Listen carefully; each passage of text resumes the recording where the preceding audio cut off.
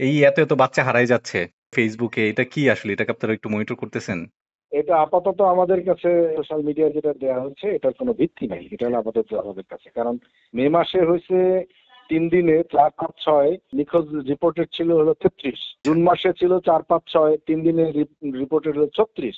এ মাসে 4, 5, 6 এই 3 দিনে রিপোর্টেড হলো 32। তার মানে কি এটার মধ্যে আমাদের কাছে কোনো এ ধরনের কোনো কোনো ইন্ডিকেশন নাই। এটা একটা এক ধরনের গুজব, তথ্য বিভ্রাট, অহেতুক একটা সেন্সেশন ক্রিয়েট করা। এইটা আসলে কারা করছে বা কেন করছে, এটা কি হ্যাঁ, কোন ধারণা কারা করছে? করছে এটা মনে হয়, আমি যেটা শুনলাম আপনাদের মিডিয়াতে তো দেখলাম যে যেই লোক প্রথম দিছিল সে লোক নাকি তার সরাই নিছে। এটা ওই যে একজন দিলে আরেকজন দেখার সাথে বসে তো কাজ নাই, এখন সোশ্যাল মিডিয়ায় তো অনেকে এই কাজগুলা করে।